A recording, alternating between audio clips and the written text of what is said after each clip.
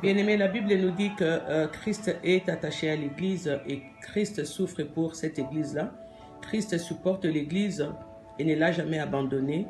Il aime l'Église jusqu'au point d'aller même chasser tout le marchand qui était à l'Église pour protéger cette Église-là. Alors, pose-toi la question, quel est cet homme qui a déjà chassé ceux qui viennent dans sa maison pour humilier sa femme, même tout en sachant que cette femme est rebelle, tout en sachant que cette femme est insoumise, tout en sachant que cette femme n'est pas douce. C'est ce que Christ a fait. Christ n'a jamais abandonné l'Église. Christ souffre pour l'Église, Christ s'est donné pour l'Église. Je crois que c'est comme ça qu'un homme doit se donner pour sa femme. Un homme ne doit pas être là pour critiquer.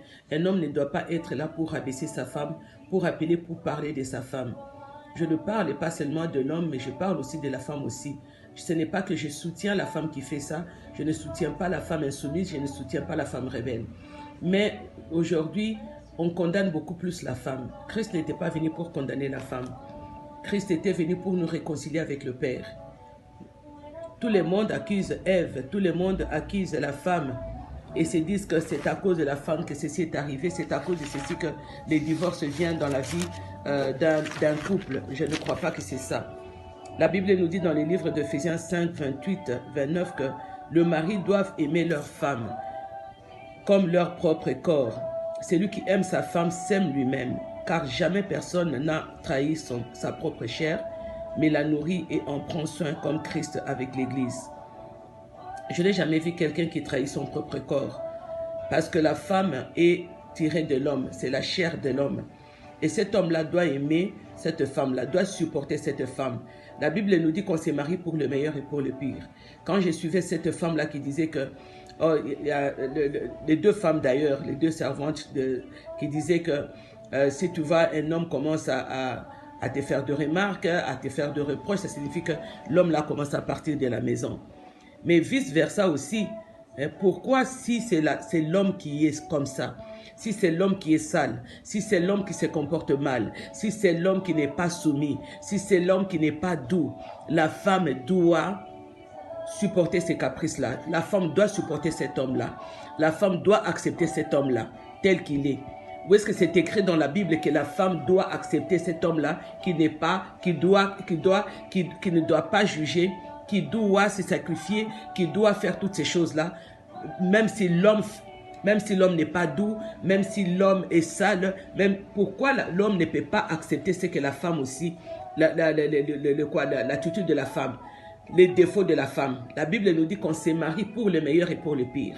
Lorsque le pire vient dans la vie, l'homme menace de marque, l'homme fuit, l'homme commence à chercher des raisons pour dire que cette femme-là est sale, cette femme-là n'est pas douce, cette femme-là est insoumise, cette femme-là est comme ça, comme ci, comme cela. Il y a des femmes qui se tuent, il y a des femmes qui se poumonnent jour et nuit, il y a des femmes qui travaillent, il y a des femmes qui sont là, qui vont même faire 2 à 3 travails pour s'occuper de leur maison, pour s'occuper de leur mari. Mais ces hommes-là ne voient pas toutes ces choses-là. Il y a des hommes, même si tu te jettes dans le feu, l'homme va dire toujours que cette femme-là est insoumise, cette femme-là n'est pas douce, cette femme-là est ceci, c'est là.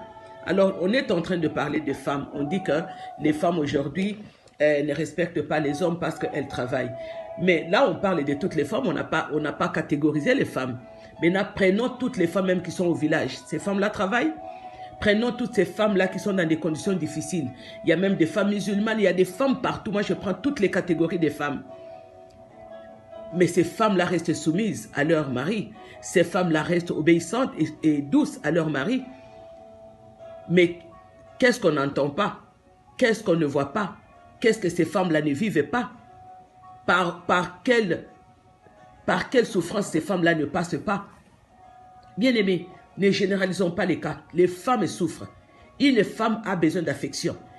Quand j'étais en train de suivre le deuxième vidéo, la femme qui disait que les hommes sont comme des bébés.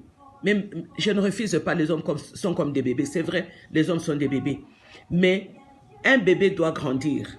Un bébé ne doit pas toujours rester au lait maternel. Un bébé, un jour, va quitter le lait maternel. Un jour, il va désirer de manger la viande, il va désirer de manger l'os. Ça signifie qu'il doit grandir. Ça signifie qu'il doit devenir responsable. Ça signifie qu'il doit un jour se marier. il doit quitter la maison de son père et de sa mère. Alors un homme ne doit pas toujours rester un bébé. Un homme ne restera pas un bébé éternel. Toute sa vie ne restera pas un bébé éternel. Moi, je ne pense pas qu'une femme qui est comprise, une femme qui est aimée à sa juste valeur, que cette femme-là reste insoumise. Une femme qui est acceptée, une femme